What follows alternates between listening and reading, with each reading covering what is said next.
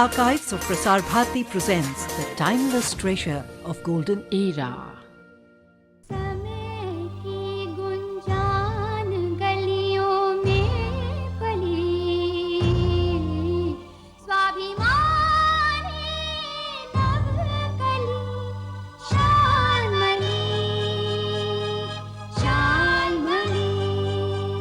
ससुराल में ये गम बढ़ा, पति था अहंकारी बड़ा, फिर भी धरे धीरज चली शालमली,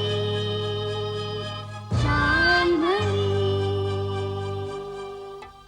ज्ञान की सीढ़ी चढ़ी, मान की सीढ़ी चढ़ी, प्यार देकर पीव को अधिकार की सीढ़ी चढ़ी, मगर पति था तंग दिल, था न स्नेह के काबिल, भीतरी दूरी घटे, घर न उजड़े, इस फिक्र में तिल तिल जली शालमली। पिछले एपिसोड में आपने देखा कि शालमली अपने हालात के बारे में अपनी सहेली सरोज को बताती है। खूब शराब पीने और बदपरहेजी के कारण नरेश की तबीयत खराब हो जाती है। खराब तबीयत के बावजूद भी निकिता के बुलाने पर नरेश दौड़ा चला जाता है। नौकरानी से इस बात की भनक मिलने पर शालमली आहत होती है। उधर उसकी सास बीमारी से चल बसती है। नरेश शालमली को दूसरे शहर ड्यूटी करने से रोकता है, पर शालमली सरकार की आज्ञा की अवहेलना करने से इनकार कर देती है। एक दिन नरेश उसके नारी सम्मान को भी ठेस पहुंचाता है। अब आगे। घर, कितना चैन है इस नाम में, कितना सुख, कितनी प्रसन्नता। हाँ, लेकिन ये सब मेरी किस्मत में कहां। उन्हीं दिनों मुझे ऑफिस की तरफ से एक अंतर्राष्ट्रीय सम्मेलन में सम्मिलित होने के लिए विदेश जाने का अवसर मिला। अगर यह अवसर ना मिलता तो उस घर के मरघट में मेरे विचारों और मेरी भावनाओं का हर पल दाह संस्कार होता रहता।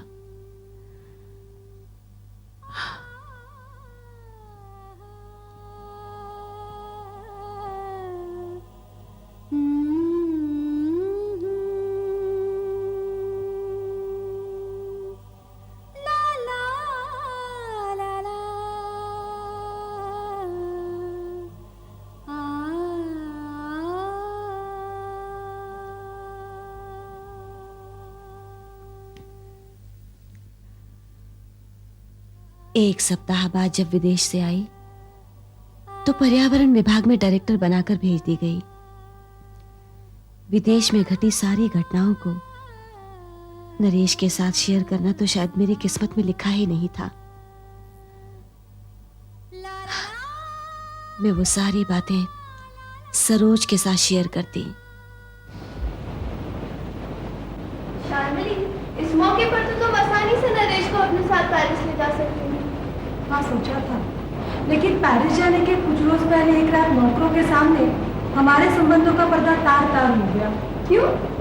क्या बताऊं, दुनिया कहां से कहां पहुंच गई, लेकिन नरेश जैसे लोगों के दिमाग में अब किस स्त्री की प्रतिमा जरा भी नहीं बदली। और नरेश जैसे लोग तो इस दुनिया में अनगिनत है ना? अब मुझे भी ऐसा लगता है। मतलब तुम्हारे घर में तो हमेशा एक कोल्ड वॉर का वातावरण बना रहता होगा। उसकी मुझे आदत हो गई है। किस झगड़े में नरेश किस तरह का बिगुल बजाएगा, उसकी पहचान अब मुझे हो गई है। अच्छा? हर पल मुझे खबरदार, होशियार करता है। हर पल खटका लगा रहता है कि देखो अब आगे क्या होगा। मतलब तुम हरदम इतनी एक्साइटमेंट में जीती हो?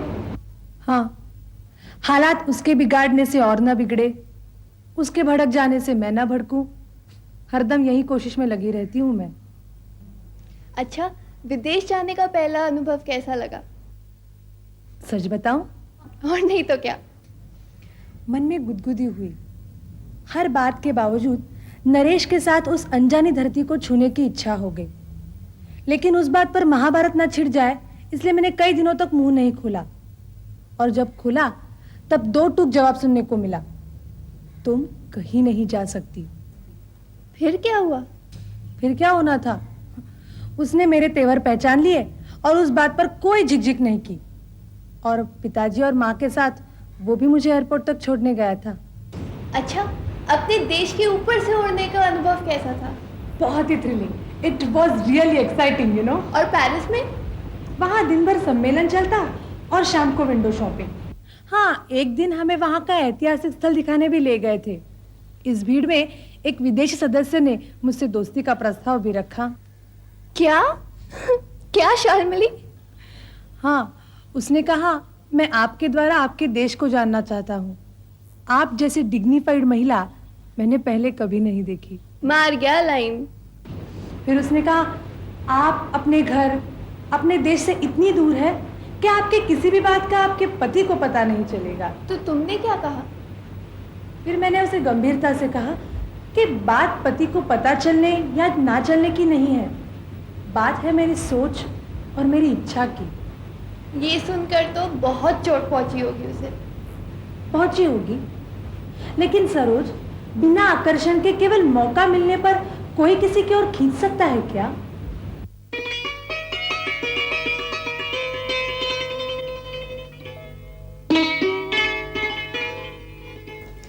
नहीं भाई सरोज, आज नहीं। आज मेरी 8th वेडिंग एनिवर्सरी है। हाँ, शादी की ठीक 8वीं सालगिरह, इसलिए ऑफिस से सीधे घर चली जाऊंगी। जानती हूँ कि नरेश के लिए कोई भी तारीख महत्व नहीं रखती। उसका बस चले ना तो कोई भी दिन किसी भी दिन मनाया जा सकता है, लेकिन आज के दिन के लिए वो मेरा अनुरोध ठुकरा नहीं पाता, इसलिए आई एम वेरी सॉरी। हाँ हाँ, कल मैं तुम्हारे ऑफिस जरूर आऊंगी। Okay, yeah thank you, see you, bye.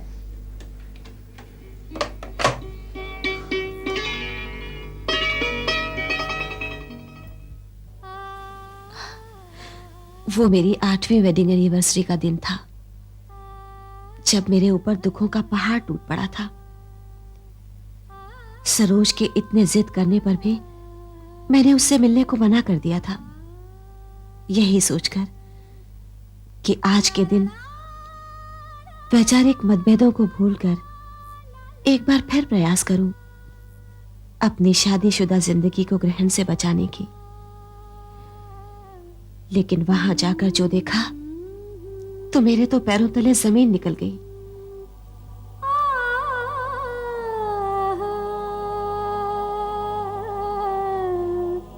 मेरे जीवन रूपी तानपुरे के सारे तार ढीले होकर बेसुरे हो गए थे। सुरीली तान का सपना टूट चुका था। जीवन की लय का विस्तार बिखर गया था।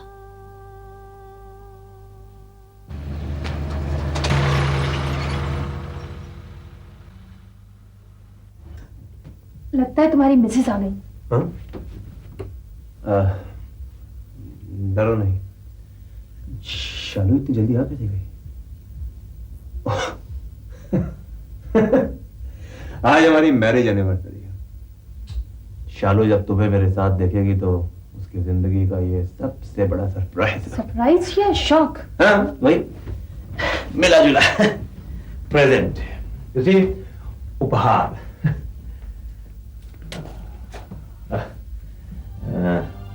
शालू, ये मेरी कलीग है, जरा छोड़ के आते हैं।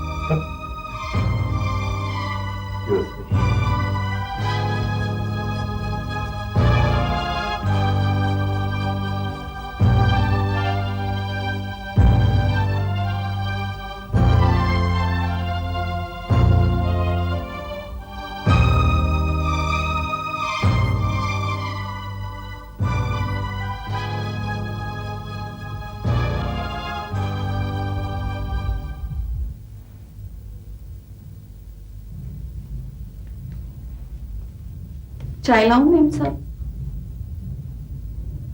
नहीं, बेला, ये मेरे घर में क्या चल रहा है?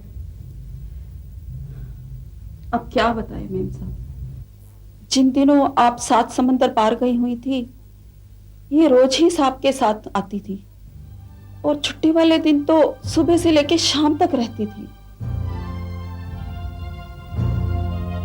कॉफी लाऊं मेम साहब?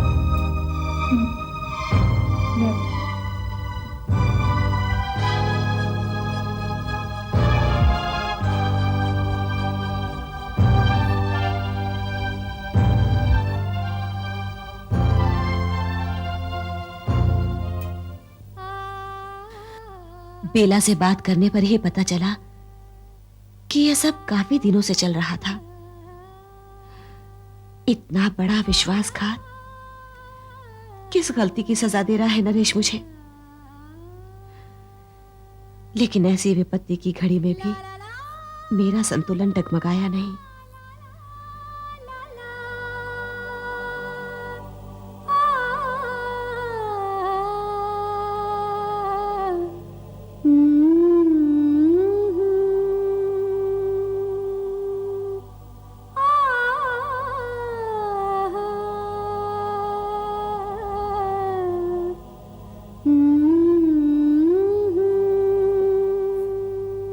मेरा कोई भी फैसला एक तरफा ना हो, इसीलिए मैंने सरोज से भी बात की। मैं इस समस्या की गहराई तक पहुंचकर ही कोई निर्णय लेना चाहती थी। 8 साल हो गए शार्मिली, तुम फिर भी अपने पति को नहीं पहचान पाई? बात ये नहीं है सरोज, मैं जानती हूँ उसका दृष्टिकोण। जीवन के प्रति उसका दृष्टिकोण हमेशा उत्तेजन से भरा रहा है, पर क्या? पर मैं ये नहीं जानती थी कि उसका ये दृष्टिकोण इस रोमांच की तरफ मुड़ जाएगा। हाँ, मुझे लगता था कि नरेश में कुछ हो या ना हो, बुनियादी ईमानदारी जरूर है, लेकिन कल उस औरत को देखकर इतना बड़ा विश्वासघात। शार्मिली, तुमने अभी तक इन मर्दों को नहीं पहचाना, नरेश और नरेश जैसे सभी मर्द। सिर्फ भला बुरा कह देने से कोई भी प्रॉब्लम हल नहीं हो सकता, खास कर ऐसे इमोशनल प्रॉब्लम्स। फिर तुम मेरे बहुत नजदीक हो, लेकिन नरेश के प्रति तुम वो भावना नहीं रख सकती जो मैं रखती हूँ। हाँ, एब्सोल्युटली राइट। ये प्रॉब्लम मेरा अपना है। बहुत कुछ बताने के बाद भी मैंने तुम्हें कुछ भी नहीं बताया है। नरेश का दिया हुआ दर्द, उसकी दी हुई यातना, यंत्रणा, ये सब मुझे प्रश्न के रूप में सालते रहते हैं। मैं इस तपिश से अपने आप को मुक्त करना चाहती हूँ, ताकि झूठ और बनावट का नकाब निकालकर मैं एक ईमानदार प्राणी की तरह जी सकूं। All the best. मुझे तुम्हारे शुभकामनाओं की जरूरत है। अभी तो मुझे बहुत से भ्रांतियों के जाले भी साफ करने हैं। जाले? यही कि जब कोई इंसान किसी दूसरे स्त्री या पुरुष के निकट जाता है, तो क्या उसके साथी के प्रति उसकी भावनाएं अपवित्र हो जाती है?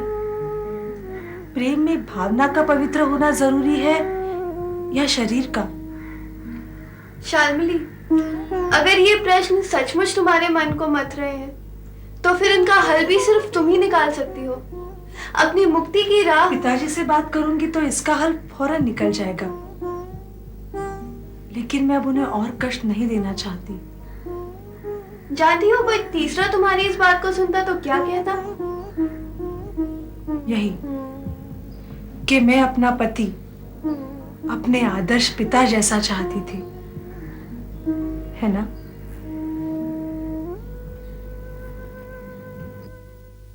मन में तरह तरह के विचार आते, एक अजीब सा मंथन चल रहा था।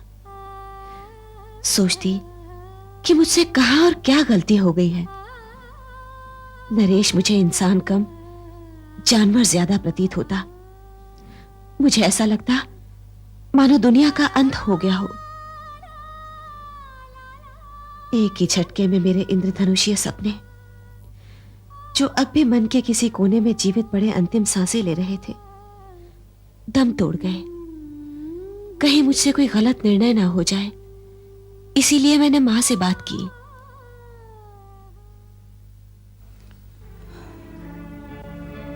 बेटी, घर की ज्यादा जरूरत औरत को होती है, अगर वो अपना थोड़ा सा मान अभिमान छोड़ दे तो घर 3-13 होने से बच जाता है। वो घर सिर्फ मेरा नहीं, नरेश का भी है। उसे अपना फर्ज समझना चाहिए। मर्द अपना फर्ज कम ही समझते हैं बेटी। अगर उनके कदम बहक जाएं, तो औरत को देखा अनदेखा कर देना चाहिए। क्यों? अगर मर्द अपना विवेक खो बैठता है तो औरत को भी उसे अपना फैसला सुनाना चाहिए। यही अब मैं करूंगी। मैं निर्णय नहीं ले पा रही थी कि नरेश से बात करूं या फिर बिना कुछ कहे उससे संबंध विच्छेद कर लूं।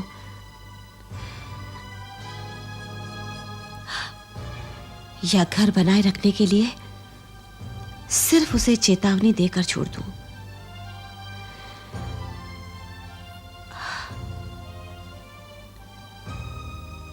मैंने सोचा कि अगर मैं ऐसा कर लेती हूं तो क्या मैं नरेश को जीवन भर माफ कर पाऊंगी? शायद नहीं।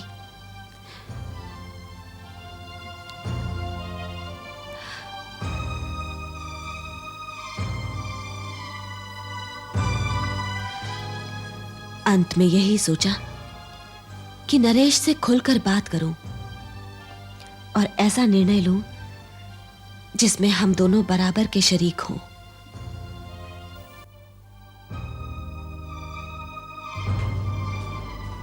नरेश,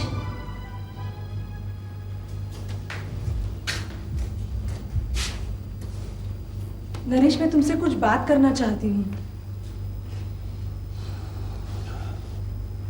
जो तुम कर रहे हो उसे पूरी तरह समझ रहे हो?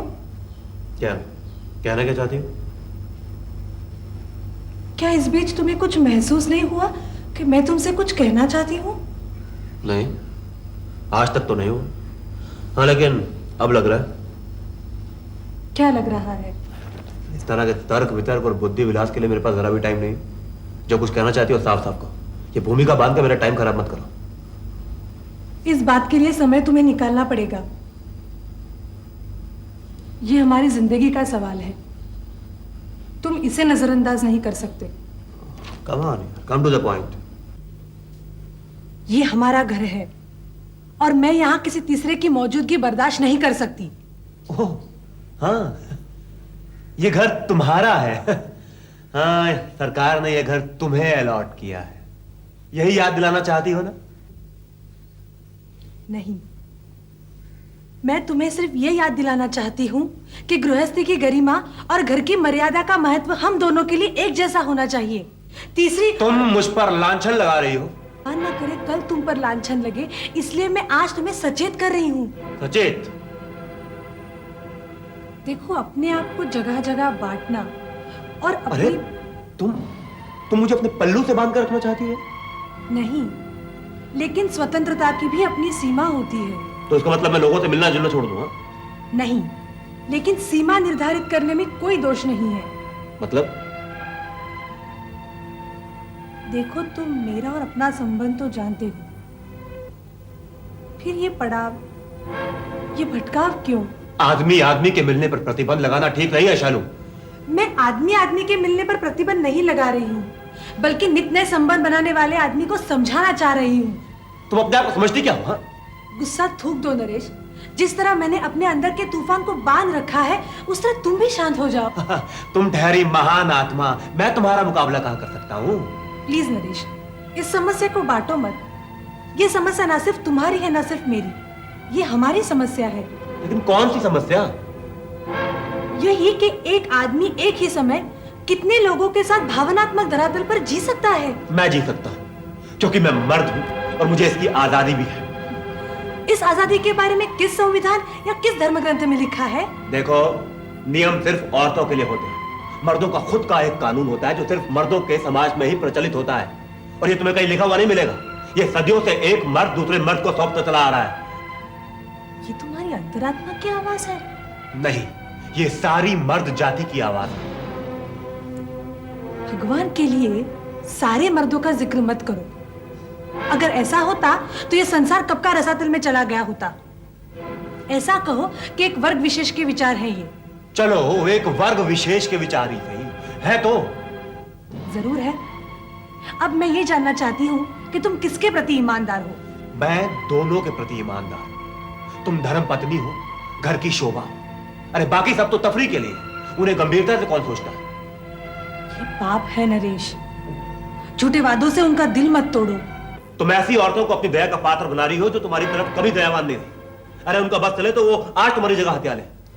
वे नादान है, लेकिन तुम तो अपने आप को मत बिखेरो। औरतों का अपमान करके तुम्हें क्या सुख मिलता है? वही सुख मिलता है जो तुम जैसी औरतों को हमारी बराबरी करके मिलता है। अगर यही मैं करूं तो तुम्हें कैसे लगेगा?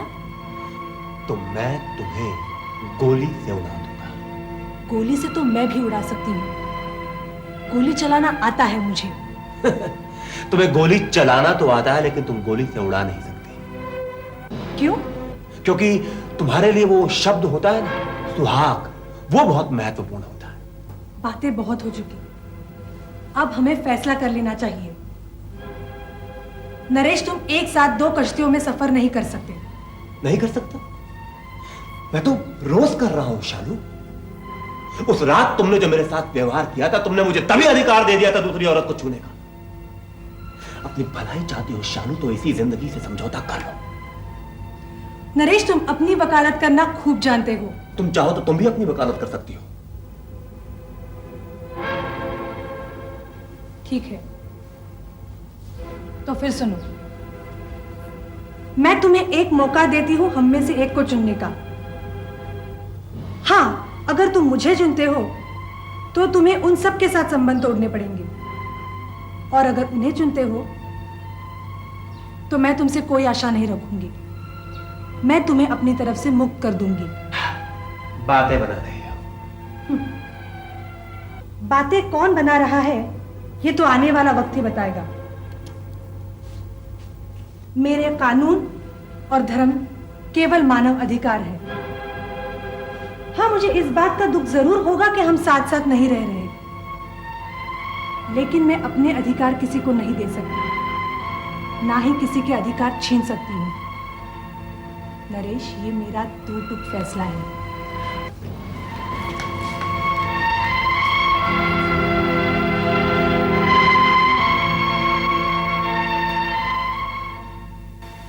दिन पर दिन गुजरते रहे, लेकिन नरेश ने अपना कोई फैसला नहीं सुनाया। हमेशा की तरह मुझसे कतरा कर निकलता रहा। शायद उसे आभास हो गया था कि वो बंद गले के उस सिरे तक पहुंच गया है जहां से निकलने का कोई रास्ता नहीं। और मैंने भी सोच लिया कि अब मैं उसे नहीं पुकारूंगी। अपनी सारी शक्ति काम में लगा दूंगी। जीवन की दौड़ में अकेली ही दौड़ती रहूंगी। जिस दिन भी ठहराव आएगा उस दिन शायद मर जाऊंगी मैं।